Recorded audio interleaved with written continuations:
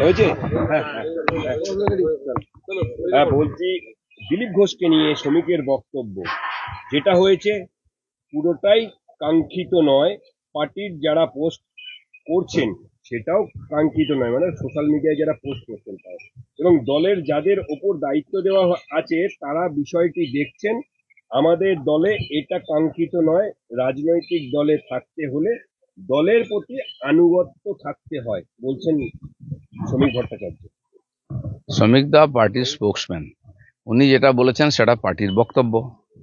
এর আগে আমাদের মাননীয় সভাপতি বলেছিলেন বক্তব্য, এবার সেই কথাটাই উনি পার্টির বক্তব্য হিসেবে বলেছেন। তো এ নিয়ে আর কোনো বক্তব্য নেই, কোনো কনফিউশন নেই।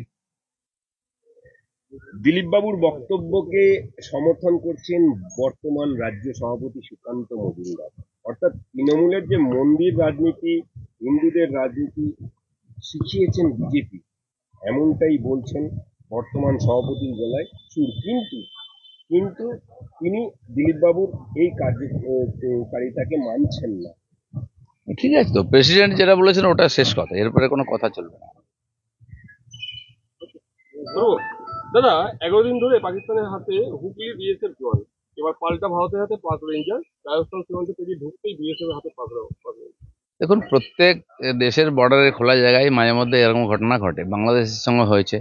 আর ওই মরুভূমি এলাকায় অনেক সময় সীমা বোঝা যায় না, হয়ে যায় হয়তো ভুল করে বা সন্ধ্যার দিকে কেন চলে গেছে বা এ কেন এসেছে, এটা ওখানে ফ্ল্যাগ মিটিং হয়, এসব নিয়ে কথাবার্তা হয়। এর আগেও গেছে, এসেছে, আর আমরা তো পাইলটকেও নিয়ে এসেছি যে আক্রমণ করতে গেছিল। সেই জন্য সরকার এর ব্যাপারে কাজ করছে। আমার মনে হয় দুজনেই আর সুরক্ষিতভাবে নিজের দেশে ফিরবেন। চন্দননগরে গ্রেপ্তার পাক নাগরিক ধৃত ফতেমা বিবি 45 বছর ধরে চন্দননগরে থাকেন। 1980 সালে টুরিস্ট ভিসা নিয়ে ভারতে প্রবেশ করেছিল, তারপর আর ফেরেননি। এরকম লক্ষ লক্ষ লোক ভারতবর্ষে আছে। বাংলাদেশ থেকে তো এসে কোটি কোটি লোক যারা কোনো ভিসা পাসপোর্ট নেয়নি, ঢুকে পড়েছে, এখানে থাকছে। তো আজকে কমসে কম পাকিস্তানিদের দিয়ে শুরু হচ্ছে, যেহেতু পাকিস্তান একেবারে শত্রু রাষ্ট্র। এরপরে বাংলাদেশি অনুপ্রবেশকারীদের উপরে ব্যবস্থা হবে, যেটা অলরেডি গুজরাট বিভিন্ন জায়গা থেকে শুরু হয়ে গেছে। আর সারা দেশ থেকে এদের বিতরণ করতে হবে। যে কোটি কোটি লোক এসে এখানে উই পোকার মতো মানে কুরে কুরে খাচ্ছে ভারতবর্ষকে, এটা চলতে পারে না।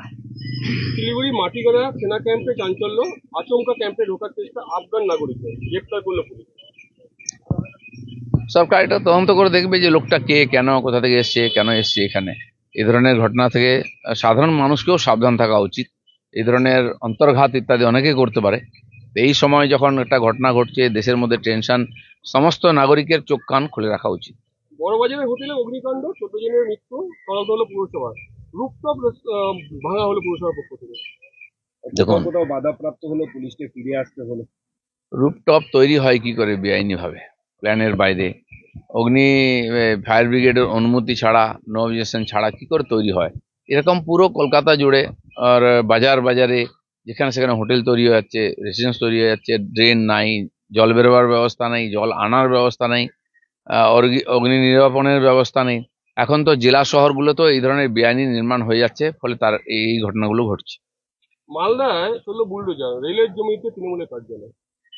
সারা পশ্চিমবঙ্গ জুড়ে হাজার হাজার কার্যালয় টিএমসির জমি দখল করে হয়েছে বেআইনিভাবে। রেলের জমি, পিডব্লিউডি জায়গা, ইরিগেশনের জায়গা, যতগুলি অফিস আছে। আমি তো বলছি টিএমসির যে হেড অফিস আছে না, সেটাও বেআইনিভাবে কবজা করে তৈরি করা। তো কবজার রাজনীতি এই যে শুরু করেছে টিএমসি, ফলে পুরো সমাজেতে একদম এই মাফিয়াগিরি আর গুন্ডাগিরি, জবরদস্তি কবজা ব্যাপক হারে চলছে। অর্জুন সিং একটা বিস্ফোরক মন্তব্য করেছেন যে দিলীপ ঘোষের সঙ্গী জিয়াউল হক, তিনি কে? তিনি একজন স্মাগলার, তৃণমূলের সাথে বিশ্বাসের ঘনিষ্ঠ। এই জিয়াউল হককে নিয়ে কেন্দ্রীয় বাহিনী, কেন্দ্রীয় এজেন্সি নিয়ে দাঁড়ে দাঁড়িয়ে ঘুরে বেড়াচ্ছেন দিলীপ ঘোষ। না, জিয়ারুলের মতো 1000-এর বেশি লোককে আমি বিভিন্ন সংস্থায় প্রতিনিধি করে পাঠিয়েছি। কারণ যে ক্ষমতায় থাকে সরকারের, সে পার্টি রেকমেন্ড করে, নাম পাঠাই আমরা। এখনো প্রায় 40টা ডিপার্টমেন্টের ডাইরেক্টর, চেয়ারম্যান আছেন আমাদের কর্মী বা আমাদের সাপোর্টার বা এই ধরনের বিশিষ্ট মানুষ যারা সমাজের, তারা রাজনীতিবিদও নন। সন্ময় ব্যানার্জিও এরকম একজন আছেন, কঙ্কন রেলের চেয়ারম্যান আছেন। তো তারা কেউ কেউ সাম্মানিক পান, কেউ কেউ সম্মানীয় সদস্য। তো জিয়ারুল হচ্ছে দিশা কমিটির মেম্বার, তাকে আমি জানি, অনেক দিন ধরে জানি, এবং কেন্দ্রীয় মন্ত্রী তাকে করেছেন। সে কার সঙ্গে যুক্ত, কি যদি থাকে ইনলিগাল কাজে, তাকে শাস্তি পেতে হবে, আইন আছে। কিন্তু উনি কি করে জানলেন যে বারিক বিশ্বাসের সঙ্গে যোগাযোগ আছে? ওনারও কি বারিক বিশ্বাসের সঙ্গে যোগাযোগ আছে? আমি যদি বলি আর অর্জুন সিংয়ের লালার সঙ্গে যোগাযোগ আছে, নিয়মিত কয়লার টাকা নেয়। আমি এমনি বলছি না, রাজু যে আমাদের পার্টিতে এসেছিল দুর্গাপুরের, যাকে শুট আউট করে মারা হলো, রাজু তো ওরই চেলা ছিল, ওই পার্টিতে জয়েন করিয়েছিল। দিলীপ ঘোষ কোনো মাফিয়ার সঙ্গে যোগাযোগ রাখে না, প্রমাণ দাও। আর আমি সবে তো শুরু করেছি, কে কে কালো গরুর দুধ খায়, কে পাথরের মূর্তি বিক্রি করে, কে আর বালি খাদান খুঁড়ে বেড়ায়, অনেক আছে যারা ওইখান থেকে এসছেন, সব বোঝা নিয়ে এসছেন।